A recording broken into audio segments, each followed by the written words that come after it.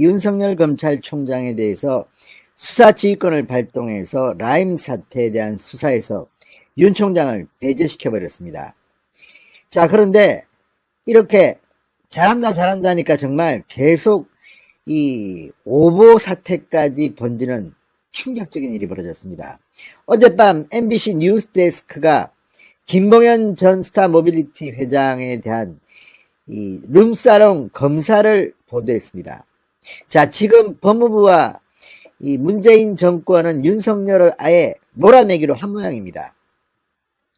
지금 라임 사태를 수사를 방해하고 야당 정치인에 대한 보고는 아예 제대로 수사 지휘도 하지 않았다는 그런 이유로 윤석열 총장은 수사에서 배제됐는데, 잘한다 하니까 이제 막 나가는 모양입니다. MBC가 어젯밤 대형 오보를 냈습니다. 과거에도 채널A 보도와 관련해서 MBC는 이런 논란에 휩싸였습니다.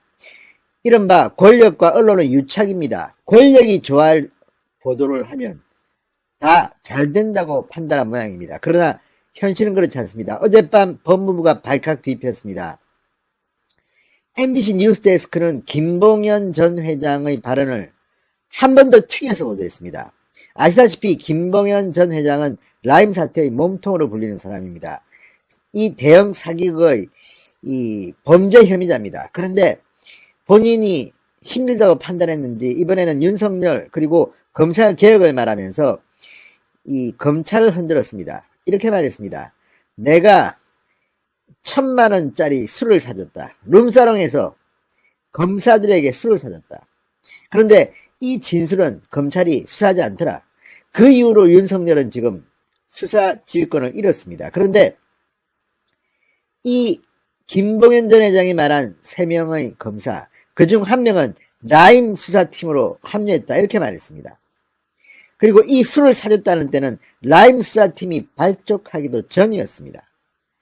그런데 MBC는 한술 더 떠서 김봉현 전 회장은 3명의 검사한테 술을 샀고 이 중 1명이 라임 수사팀에 갔다고 했지만 알고 보니까 3명 모두가 다 서울 남부지검의 라임 수사팀에서 근무했다고 보도했습니다. 엄청난 충격적인 보도였습니다.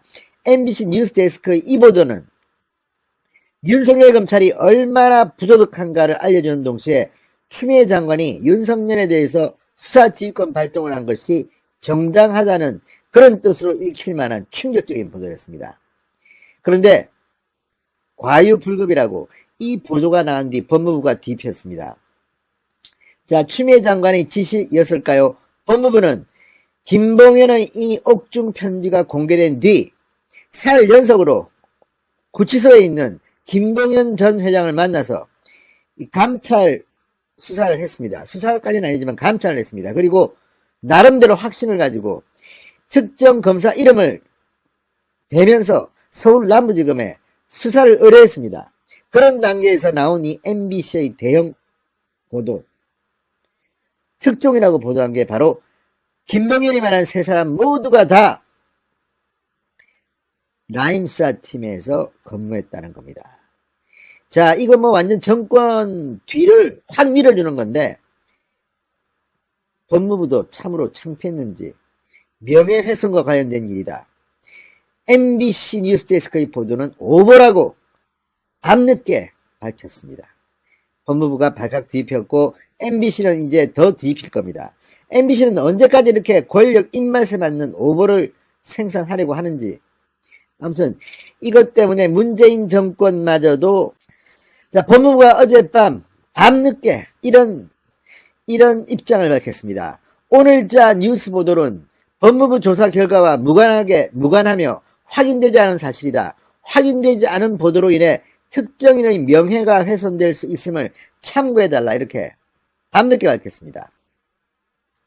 자, MBC는 김봉현 전 회장으로부터 향응을 수수한 룸사롱에서 1,000만원짜리 술자리를 접대받았다는 검사가 라임 자산운용 사건 수사팀에 모두 포함됐다. 3명 모두 포함됐다는 취지의 보도를 했습니다. MBC는 검사 3명에게 술 접대를 했고 그중 1명이 라임 수사 책임자로 왔다는 김봉현 전 회장의 폭로와 관련해서 법무부가 3명의 이름을 특정해 수사를 의뢰했는데 폭로와 달리 3명 모두 라임 수사팀에 합류했다고 단독 보도를 했습니다. 자, 이 보도 때문에 검찰은 어제 발칵 뒤집혔습니다. 무슨 말도 안 되는 보도냐. 자, 어쨌든 김봉현 전 회장의 이 1000만원짜리 룸사롱 술파티에 대한 주장은 사실이 아닐 가능성이 높다는 이런 정황들이 드러나고 있음에도 불구하고 MBC는 오히려 김봉현 전 회장의 말보다 한 단계 더 앞선 발언을 했습니다. 자, 이러니 문재인 정권 남아나겠습니까? 추미애 장관의 지휘권 발동 자체가 무색해졌다는 그런 평가를 받고 있습니다. 자, 김봉현 전 회장은 지난 16일 언론에 공개한 5쪽 분량의 옥중 편지에서 지난해 7월쯤 검사 출신 A 변호사와 서울 청담동, 강남구 청담동의 룸사롱에서 검사 3명에게 1000만원 상당의 술 대접을 했다. 이 중 한 명은 얼마 뒤 라임 수사팀에 합류했다고 적었습니다. 자, 그런데 김 전 회장은 옥중 편지에서 이 검사 3명의 실명을 적지는 않았습니다. 그런데 이걸 갖다가 취재했다면서 MBC는 3명 모두가 서울 남부지검 수사팀에 합류했다고 말한 겁니다. 자, 이 보도 정말 검찰은 발칵 뒤집혔고 여기에 소개된 검사들은 정말 열받았을 것 같습니다. 굉장히 구체적으로 보도했습니다. MBC는 술접대 의혹 검사 3명 모두 라임 수사팀에 합류했던 것으로 확인됐다고 보도했습니다. 단독 보도라고 추켜 세웠습니다. 자, MBC 취재일과 이들은 올해 초부터 지난 8월까지 남부지검 라임 수사팀에서 근무한 것으로 파악됐다고 MBC는 보도했습니다. 그러면서 A 부장검사와 B 부부장검사, 또 다른 C 부부장검사 등이라고 구체적으로 밝혔습니다. 이름을 대지는 않았지만 대충 1위 보도만 보면 누군지 특정할 수 있습니다. 여기에 대해서 특수통 검사들이고 B 부부장검사는 4년 전 특수부서에서 이주영 변호사와 함께 근무했다. 상당히 구체적으로 보도했습니다. 여기에 대해서 해당 검사 3명은 모두 그런 적이 없다고 부인하고 아예 응답조차 하지 않은 검사도 있었습니다. 자, 이 보도 어쩌면 문재인 정권과 추미애 장관의 수사 지휘권 발동에 결정적으로 백업을 하는 그런 보도였습니다. 그러나 추미애 법무부가 이를 밤중에 부인한 겁니다. 자, 법무부는 어제 이 3일간의 감찰 결과를 바탕으로 라임 자산운용 사태의 핵심 인물인 김봉현 전 회장이 주장한 검사 룸살롱 술접대 의혹과 관련해서 서울 남부지검에 수사를 의뢰합니다. 법무부는 접대 의혹 검사 3명 중 2명을 특정한 것으로 알려졌습니다. 그런데 MBC는 한술 더 떠서 3명 모두 남부지검의 라임 수사팀에 합류했다고 보도한 겁니다. 자, 그런데 지금 또 재밌는 것은 지금 김봉현의 태도입니다. 김봉현 전 회장, 이 사기 사건의 희대의 사기꾼으로 거론되는 김봉현 전 회장이 지금 검찰 수사에 응하지 않고 있습니다. 법무부 감찰에는 응하지만 검찰은 믿을 수가 없다. 참으로 기가 막히지 않습니까? 범죄 혐의자 1조 6천억 원대의 피해 4천여 명의 피해자를 양산한 이 사건의 몸통으로 지목되는 김봉현 전 회장이 이제 자신을 수사하는 검사를 무시하고 법무부 추미애 장관 나를 좀 해줘. 검찰개혁 내가 앞장설게. 이런 말을 지금 하고 있습니다. 이게 바로 대한민국 법무부 장관 추미애의 정체입니다. 아무튼 MBC의 대형 오보, 어젯밤 검찰과 법무부를 발칵 뒤집어 놨습니다. 오죽했으면 적으로 파괴한 적이 있을까 싶을 정도입니다. 이미 우리는 집권 여당이 검언유착이라고 하는 프레임을 통해서 어떻게 검찰을 길들이려고 했는지 잘 알고 있지 않습니까? 그 검언유착의 실체가 지금 다 드러나 있는 상황에서 얼마나 뻔뻔스러운지 여당은 같은 프레임을 통해 가지고 또다시 지금 검찰을 압박하려고 하고 있습니다. 검언유착이 이철 대표가 됐건 그리고 또 라임 사태의 김봉현 대표가 됐건 도대체 저는 본질적으로 이것이 무엇이 다른지 모르겠습니다. 이철도 그런 것이고 김봉현도 그런 것이고 사실상 이 사람들은 피의자들 아닙니까? 이 사람들로 인해 가지고 고통받는 사람들이 얼마나 많은지 셀 수도 없을 정도입니다. 그런데 어떻게 된 것인지 현재 지금 집권 여당과 그리고 또 추미애 장관은 피의자들의 말을 근거로 해가지고 검찰을 지금 압박하고 있습니다. 도대체 무슨 근거로 이 사람들의 증언을 믿을 수가 있을까요? 도대체 이들의 뻔뻔스러움이, 추미애 장관의 뻔뻔스러움이 어디까지 미칠 수 있을까요? 이런 상황 속에서 서울중앙지검장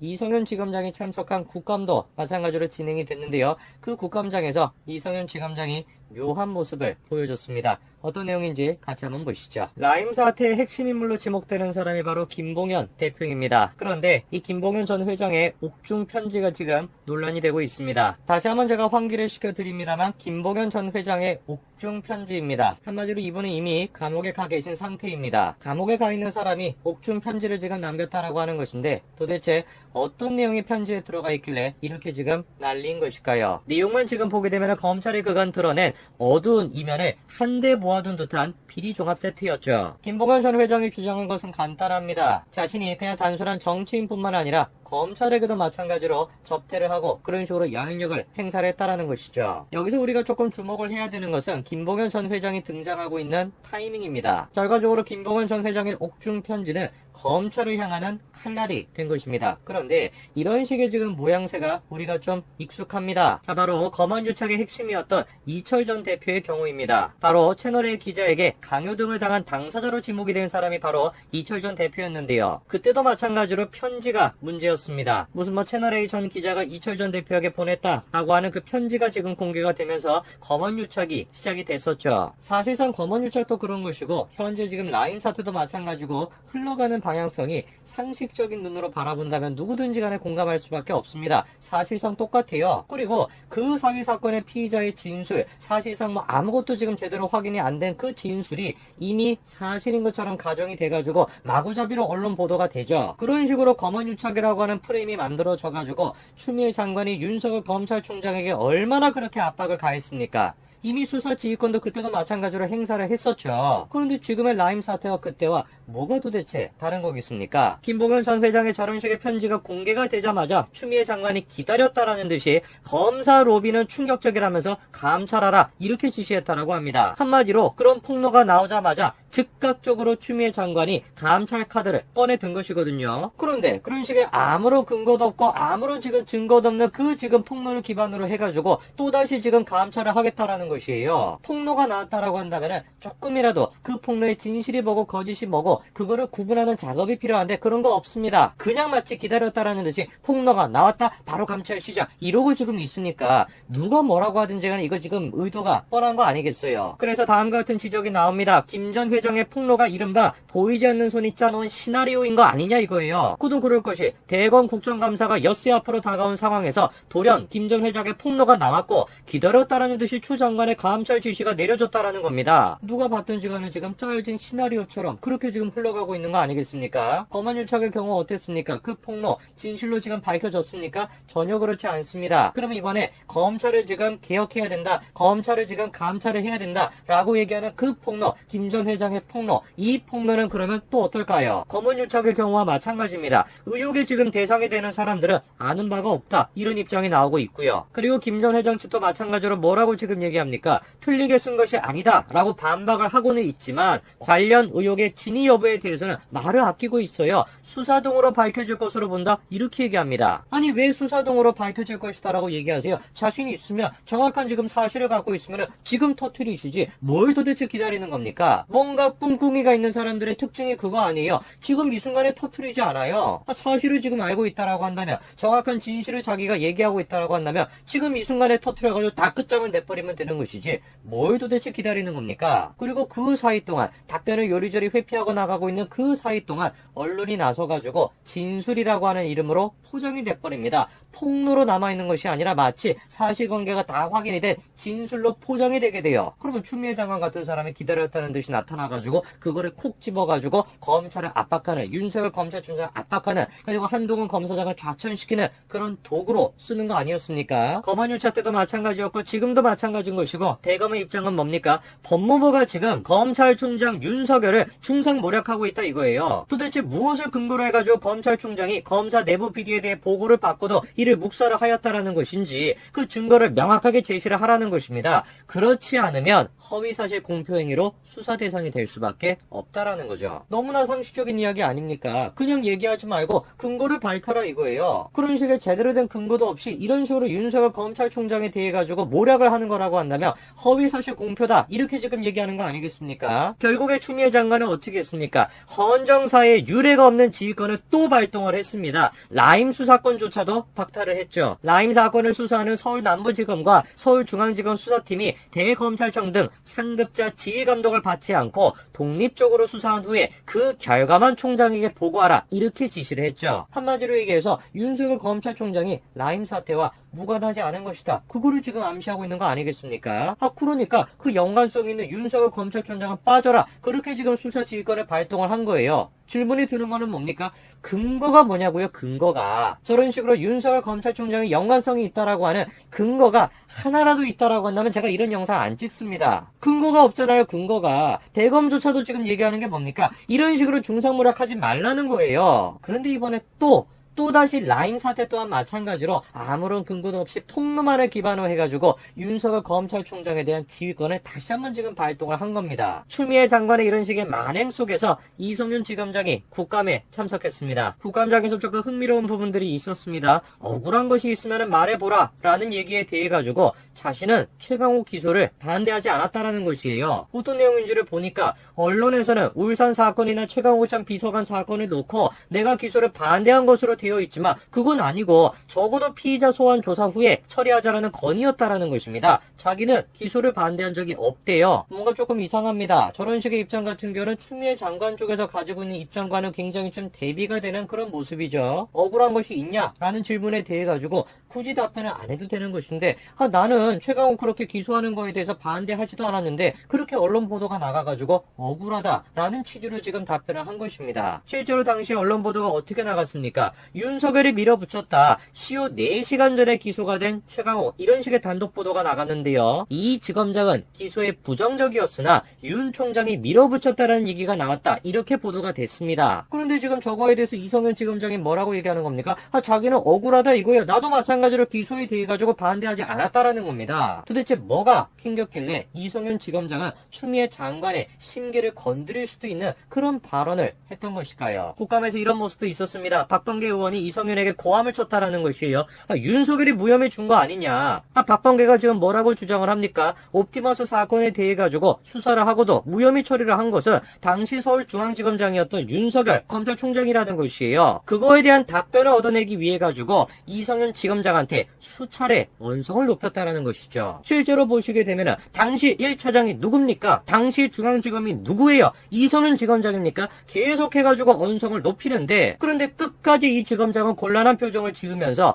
제가 부임하기 전에 일어난 사건이라서 말씀드리기가 이런 식으로 말을 얼버무렸다라는 겁니다. 박범계는 계속해가지고 옵티머스 사건에 대해서 무혐의를 준 것이 당시 서울중앙지검이었던 윤석열 검찰총장 아니냐 그 답변을 얻어내기 위해서 계속해가지고 몰아붙였습니다. 그런데 어떻게 된 것인지 이성윤 지검장은 속 시원하게 당시에 그거 윤석열이 한 것이죠. 윤석열이 그런 식으로 무혐의를 한 것이죠. 그 책임은 윤석열에게 있는 것이죠. 이런 식의 속 시원한 답변을 하지 않았습니다. 결국에 그래서 박범계가 역정을 내기까지도 했던 것이죠. 제가 질문이 드는 부분이 바로 저런 부분입니다. 추미애 장관이 다시 한번 이 검언유착과 같은 프레임을 통해 가지고 옵티머스 사건과 라임 사태를 또다시 이용해 먹으려고 하고 있는데 지난해 9월, 즉 우리가 서초동에서 촛불 들고 있었을 때 일어난 일인데 이게 왜 갑자기 나왔는지 아무튼 지금 보도량은 계속 늘어나고 있습니다. 쇼미더머니 우승자라고 하는데요.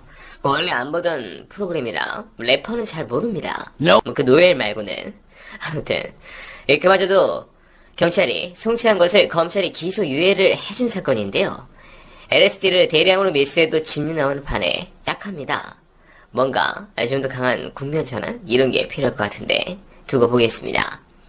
추미애 장관의 어제 수사지휘권으로 모든 언론들이 난립니다. 그러면 답은 나온 것인데요. 자, 윤석열 총장의 사퇴를 위해서 압박하는 것이다. 이렇게 지금 언론들과 국민의힘은 분석하던데 아닙니다. 그건 이미 1월부터 했어요. 9개월 동안 그거 하나만 말하겠습니까? 그냥 대놓고 법대로 처리한다는 것이죠. 말 그대로 자리에서 내려오는 것으로 끝나는 게 아니다. 라고 생각하면 되는데요. 어제 추미애 장관의 수사지휘권에 대한 발표를 보면서 느낀 것은 이번 타이밍에 완전히 서초동 장판을 괴멸시키겠다는 생각을 하신 것은 확실합니다. 뭐 당연한 부분이었지만 워딩과 수사지휘권 행사의 범위 등 사항을 보면 답이 나오는데요. 어제 발표 내용을 한번 천천히 들여다보면 법무부의 수사지휘서에는 라임 로비 의혹에서 검찰총장 본인 또한 관련성을 전혀 배제할 수 없다고 적혀 있습니다. 어느 때보다 공정하고 독립적인 수사가 필요하다고도 나옵니다. 다른 사건에서도 윤 총장과의 관련 의혹을 구체적으로 짚었습니다. 가족 의혹 중 검찰총장이 서울중앙지검장으로 재직 시에 불거진 것이 있다는 점, 장모의 사건을 무마했다는 의혹이 있다는 점, 그리고 측근의 형이 연루된 사건에서 압수수색 영장 기각과 불기소 등에 관여한 의혹이 있다는 점을 멸시했습니다. 즉 그냥 정적인 상황에서 즉각 시행한 것이 아니라 상당히 준비된 카드로 보는 것이 맞는데요. 현재 이 사건들이 고소와 고발로 수사가 진행 중이고 오랜 기간 사건의 실체와 진상규명이 이루어지지 않고 있다며 국민들이 수사의 공정성에 우려를 표명하고 있다고 밝혔습니다. 추 장관은 법무부 장관이 구체적인 사건에서 검찰총장을 지휘할 수 있도록 돼 있는 검찰청법 제8조를 근거로 제시했는데요. 법으로 문제가 전혀 없는 정당한 권한이죠. 야당 언론이 뭐라고 개처럼 짓는 것은 의미가 없다는 겁니다. 이와 관련해 법무부는 법무부 장관의 이번 수사 지휘는 즉시 효력이 발생한다고 했습니다. 추 장관은 라임 로비 의혹의 수사팀을 새롭게 꾸리고 가족과 측근 수사를 맡을 수사팀도 강화하라고 주문했는데 20일 국감 전에 가시적인 수사팀의 움직임이 보이지 않을까 생각됩니다. 물론 윤석열 총장이 2일 뒤 아프실 예정이다 라고 개인적으로 생각해보지만 뭐 쉽지 않겠죠. 네, 아마 지금 골대로 또 이동시켜 옵티머스로 가지 않을까 생각하는데 뭐 그것도 쉽지 않을 겁니다. 현재 옵티머스 사건은 정권의 연계가 아닌 무피아들과 법비들이 사기꾼과 야합을 했을 때 발생한 최악의 금융사기 사건이죠. 그거를 지금 국민의힘과 언론들의 장난으로 본질을 흐리고 엉뚱하게 사건이 흘러가고 있습니다. 본질은 금융마피아들이 1조 6천억이라는 거기에 사기를 친 사건입니다. 옵티머스가 검찰에 1차로 넘어갔을 때 무혐의 처분을 해버리자 다들 안심하고 거액을 투자하여 액수가 커져버렸고 결국 사건은 더 악화되었는데요. 당시 서울중앙지검이 해당 사건을 맡았는데 그 시절 지검장이 바로 윤석열이었죠. 그리고 해당 사건의 변호인이 아이러니하게도 라임 수사를 한 전 남부지검장 송성현이고 또한 5일 전에 단독 보도가 나오면서 알려진 이 특검팀의 대결이라고 언론들이 대서투필한 이규철 전 박영수 특검 대변인도 현재 옵티머스 사건의 몸통인 김재현 옵티머스 대표의 변호를 맡고 있습니다. 자, 이분은 뉴공에서도 오늘 장윤진 기자께서 말씀하셨죠. 판사 출신인 이 변호사는 박영수 특검팀에서 특검부 겸 대변인으로 매일 정리브리핑을 도맡아 특검팀에 입으로 맹활약했습니다. 아울러 이 특검팀의 수사 공판에도 적극적으로 참여해 기여가 컸다는 평가를 받았는데요. 옵티머스 내부 문건에 따르면 이 변호사는 피의자의 법률 대리뿐만 아니라 2018년 옵티머스 고문으로도 영입됐죠. 해당 부분도 관심있게 지켜보겠습니다. 자, 여기서 또 느끼는 것은 바로 정관비리입니다. 이 부분을 확실하게 알리지 않으면 우리나라 법조 시스템은 개혁만으로 바꿀 수 없다고 보는데요. 검사들이 검사장을 달고 변호사를 하려는 이유가 바로 이 부분이죠. 황교안만 봐도 잘 나옵니다.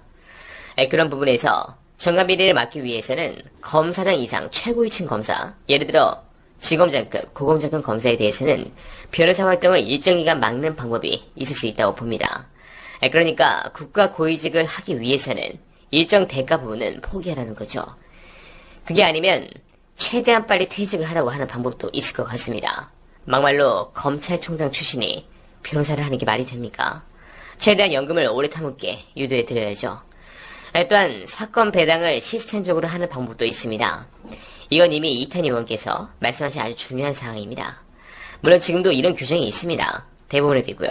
하지만 지금도 대충 막 그냥 각 지검에 지휘부가 상의해서 민감한 사건은 검사의 성향을 봐서 배당하는 사례가 당연히 왕왕 있습니다.